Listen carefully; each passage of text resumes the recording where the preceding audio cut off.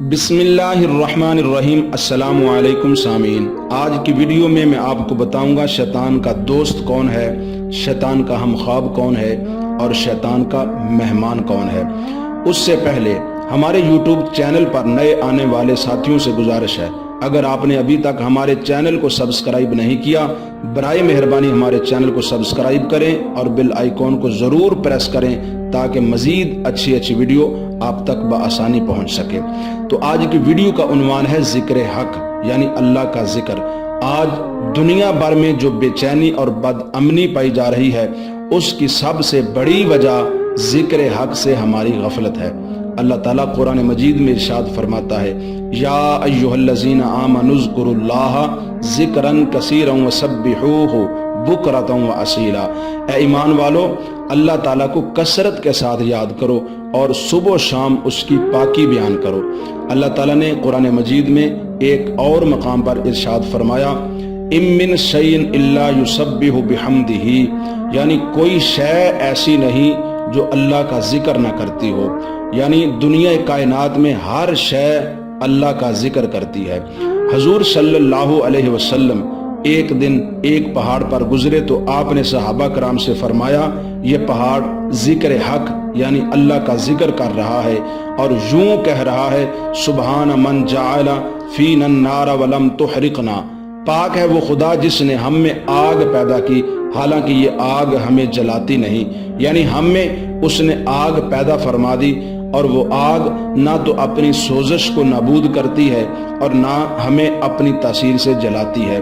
اسی طرح آقا علیہ الصلوۃ والسلام ایک دن ایک درخت کے سائے تلے تشریف فرما ہوئے تو آپ نے سنا کہ وہ درخت یوں پکار اٹھا، سبحان من جعل فی ظل سید الانبیاء، پاک ہے وہ خدا جس نے میرے سائے تلے نبیوں کے سردار کو بٹھایا۔ سبحان اللہ۔ ان دونوں روایات سے ہمیں یہ سبق حاصل کرنا چاہیے کہ پہاڑ اور درخت اور اسی طرح سب چیزیں ذکر حق یعنی اللہ کے ذکر میں مشغول ہیں۔ پھر انسان جو اشرف المخلوقات ہے، اگر غفلت اختیار کرے تو ایسا انسان تو برائے نام انسان ہوا، اس سے تو پتھر اور لکڑیاں ہی اچھی ہوئیں۔ سامعین، آج کل غفلت کا اندھیرا کچھ ایسا چھا چکا ہے کہ دنیا میں پڑھ کر ذکر حق سے بالکل غافل ہو رہے ہیں۔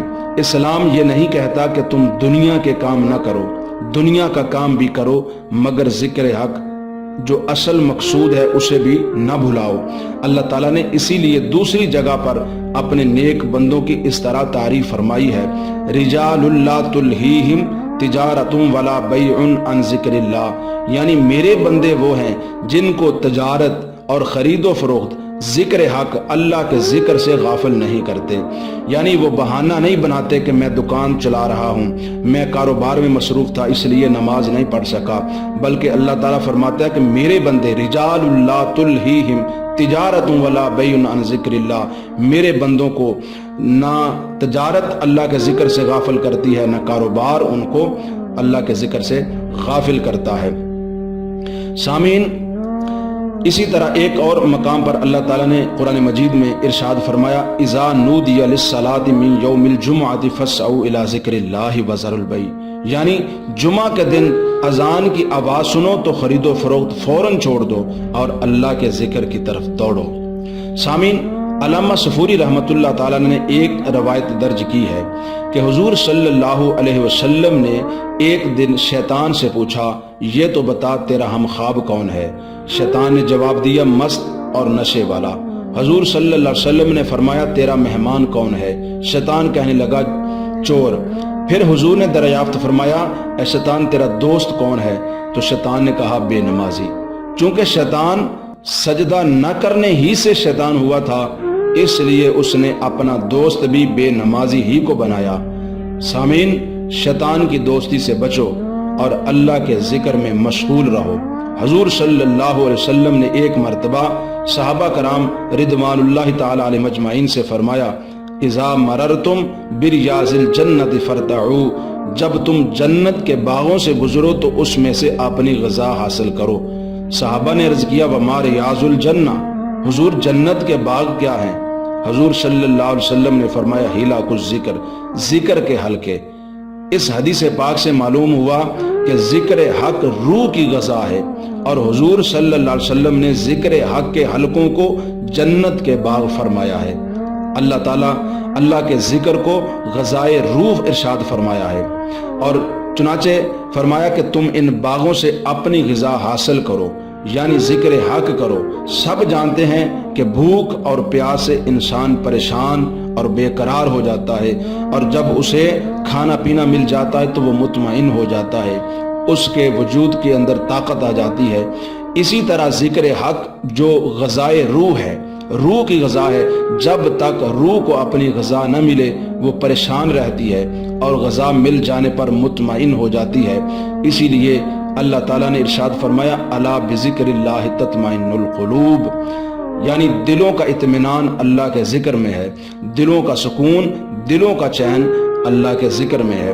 سامعین، دنیا میں اتنے مشغول نہ ہو جاؤ کہ خدا کو بھول ہی جاؤ، خدا را غفلت کو چھوڑو اور اپنی اس روحانی غذا کی بھی فکر کرو۔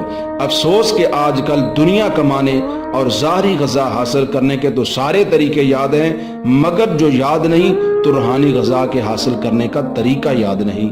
اور آج غفلت، جہالت کا کچھ ایسا دور ہے کہ اول تو ذکر سے ہی دور ہیں، اور اگر کبھی اس طرف آئے بھی تو بڑی بے رخی سے۔ دیکھ لیجئے اکثر حضرات ایسے بھی ہیں جو نماز تو پڑھتے ہیں مگر نماز صحیح یاد نہیں، جس طرح غلط ملط آتی ہے پڑھ کر سمجھ لیتے ہیں کہ فرض ادا ہو گیا، حالانکہ نماز کے مسائل کا جاننا ضروری ہے تاکہ نماز صحیح ادا ہو، اور اس کی ہم سب کو فکر کرنی چاہیے۔ اللہ تعالیٰ مجھے اور آپ کو اپنے ذکر کی توفیق بخشے۔ سامعین، اس ویڈیو کو لائک اور شیئر ضرور کیجیے گا۔ اگلی ویڈیو تک کے لیے اجازت دیجیے، اللہ حافظ۔